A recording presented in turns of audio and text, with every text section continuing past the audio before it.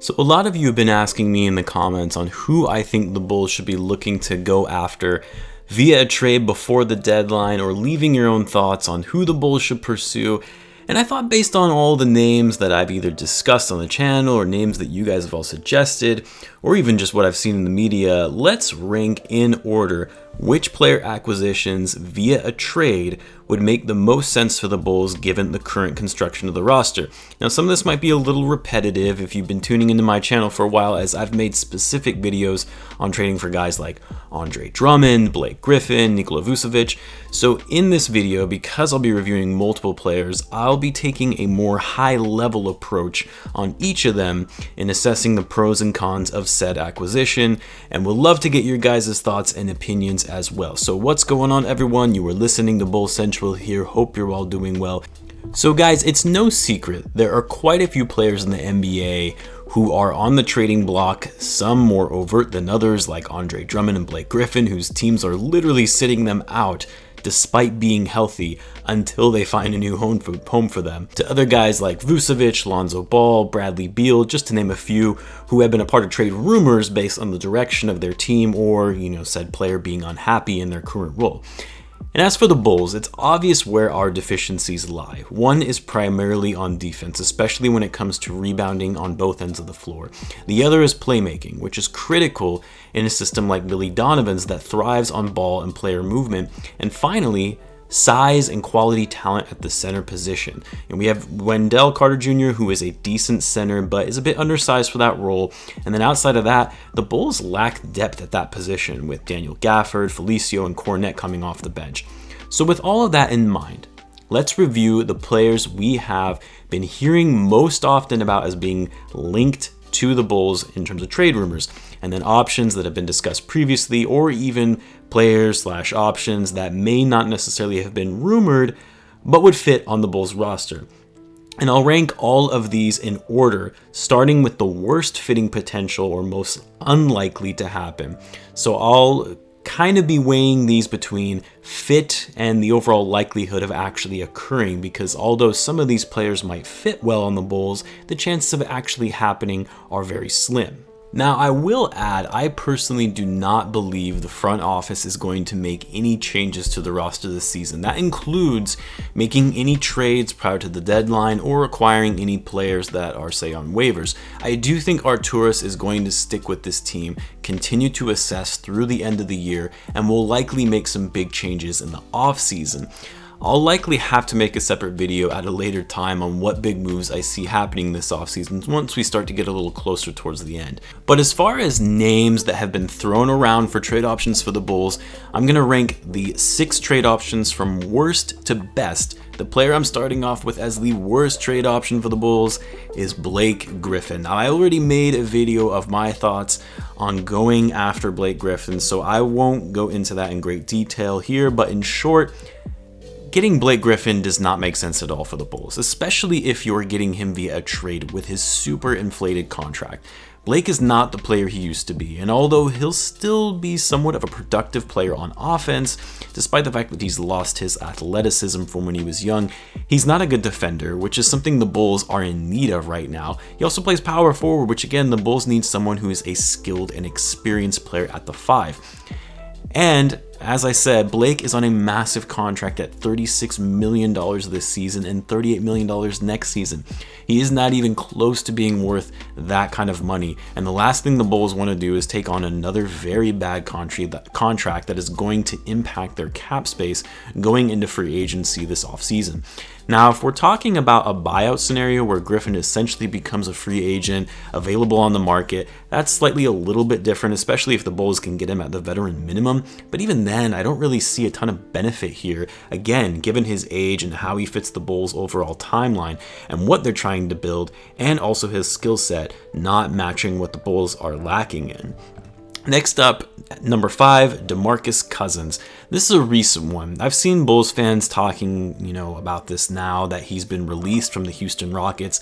And although this option would be slightly better than Blake, I still don't see a ton of value here, mainly because, again, Cousins' age, his injury history, and not being able to stay healthy, he's also throughout his career been a bit of a basket case in terms of his behavior on and off the court. I just don't see him being a good fit with this roster, who currently has great veteran leaders.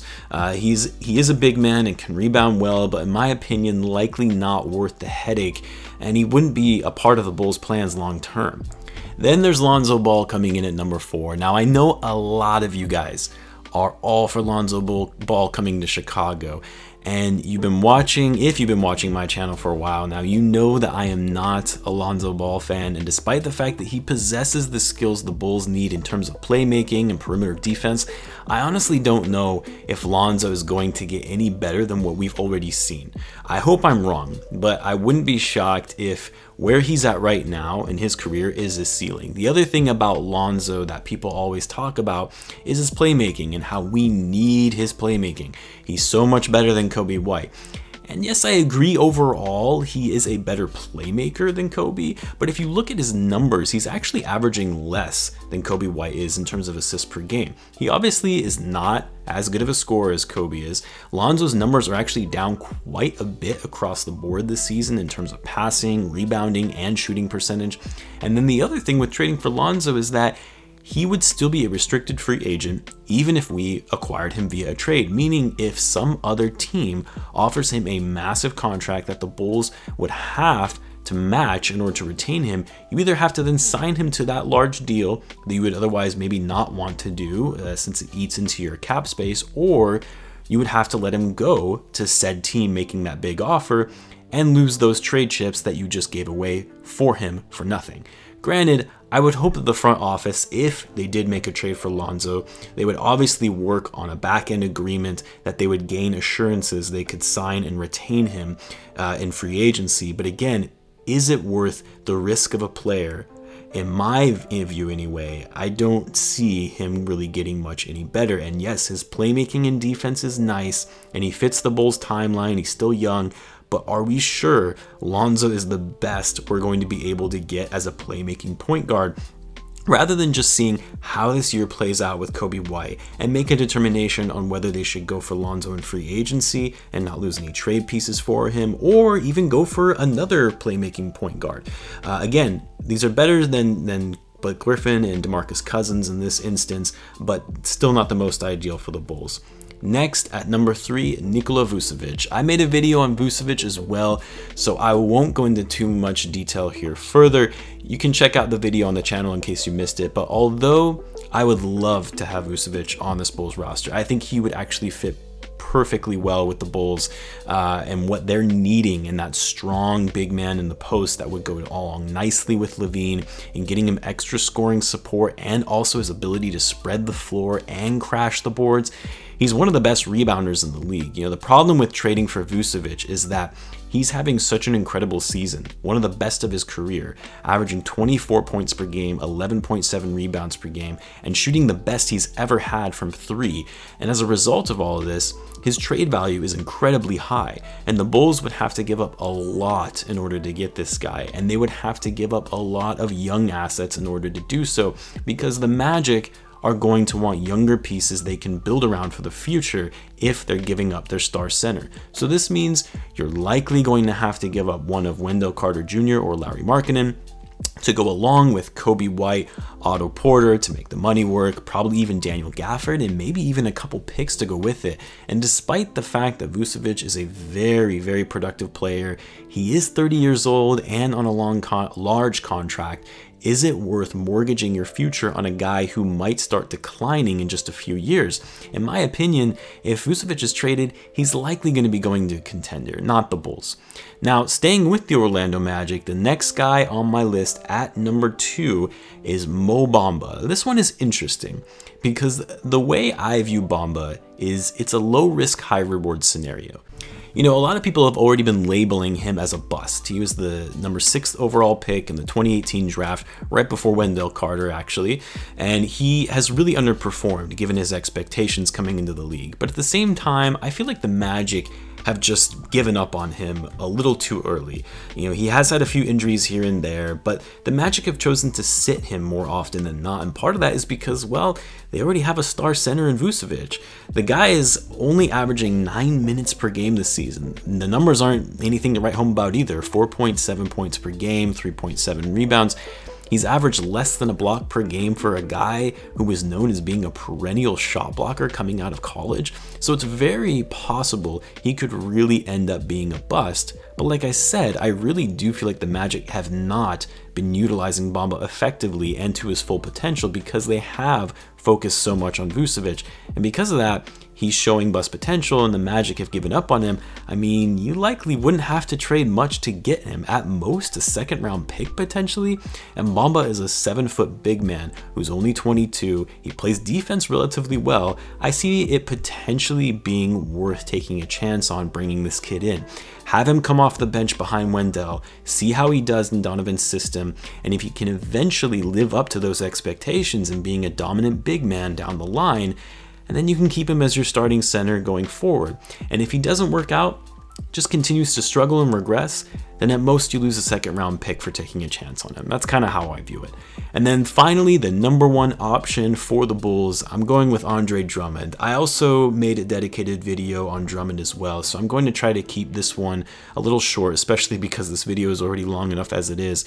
But in my view, Drummond makes the most sense of all the options available. Again, in my opinion, I don't think the Bulls should and feel like they won't make moves prior to the deadline. But if they did, this one would be the best fit, and for a couple reasons. One, Drummond, despite the fact that it might seem like he's actually really old because he's been in the league for a while now, he's actually only 27. He's a traditional center who is an elite rebounder. He's also a pretty effective scorer, averaging 17.5 points per game this season, and a decent shot blocker as well. So unlike Blake Griffin, Drummond is younger, is decent on offense, and a much better rebounder and better defender, and actually plays the center. And I know the NBA is moving more and more towards positionless play on the court, but at the end of the day, the Bulls have really struggled without having a strong interior presence in the paint who can crash the boards and put up decent scoring numbers as well.